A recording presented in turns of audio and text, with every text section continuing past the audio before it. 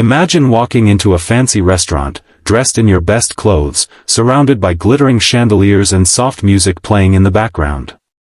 Everyone looks polished, successful, untouchable. Now imagine being the one person in the room who doesn't belong there, the one person constantly judged because you look too ordinary or too poor. What would you do if someone mocked you right in front of everyone? Stay quiet, or stand up in a way that nobody would ever forget. Friends, this is the story of a young waitress who was mocked by a billionaire for being poor, but what she pulled out of her bag changed everything. Before we dive in, don't forget to like this video and subscribe to the channel, because stories like these remind us that no matter where you come from, your value can never be measured by money. The story begins with Eliza, a 22-year-old waitress, working double shifts at one of the city's most luxurious restaurants. She was hardworking, humble, and carried herself with quiet dignity, but life hadn't been kind to her. Her mother was sick, medical bills were piling up, and her younger brother was still in school. Every tip she earned mattered, every coin was counted carefully. Yet, despite her struggles, Eliza never let her kindness fade. She treated every customer like royalty, whether they wore designer suits or old jackets. One evening, the restaurant buzzed with extra energy.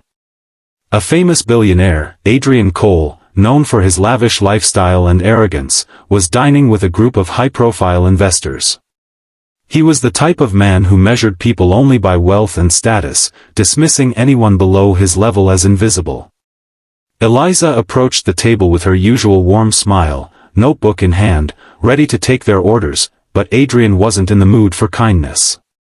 He looked her up and down, smirked, and said loudly enough for everyone to hear, "This is the best they could hire? A waitress who looks like she can't even afford a decent pair of shoes?" His friends chuckled, whispering, while Eliza's face burned red. She clutched her notebook tightly, her heart pounding, but she didn't lash out. Instead, she nodded politely and took their orders. The whispers didn't stop. Every time she returned to the table, Adrian made another remark, mocking her clothes, her accent, even suggesting she probably worked here because no real opportunities would ever come her way. Each comment cut deeper, but Eliza's dignity held strong. She had faced humiliation before, poverty had taught her resilience. But then came the moment that changed everything. Adrian, with a cruel smile, leaned back in his chair and said, "Tell me, little waitress, how much do you make in a week? I bet I spend more on my shoes than you do in a month." The table erupted in laughter. Guests nearby turned to look, some with pity, some with amusement. Eliza's hands trembled as she placed the tray down. She wanted to disappear, but something inside her whispered, "Not this time." Slowly, she reached into her worn-out handbag. Everyone at the table froze, curious. When her hand emerged, she wasn't holding money, or a phone, or anything they expected. Instead, she pulled out a carefully folded letter. Her voice trembled at first but grew stronger with every word. "This," she said, unfolding it on the table, "is my acceptance letter into the city's top medical university. I've been working here, saving every penny, so I can pay my tuition and become a doctor. The same poor waitress you laugh at today will one day be the one saving lives, including people like you." The room fell silent. Adrian's smug grin vanished. The investors shifted uncomfortably in their seats, realizing how cruel the scene had become.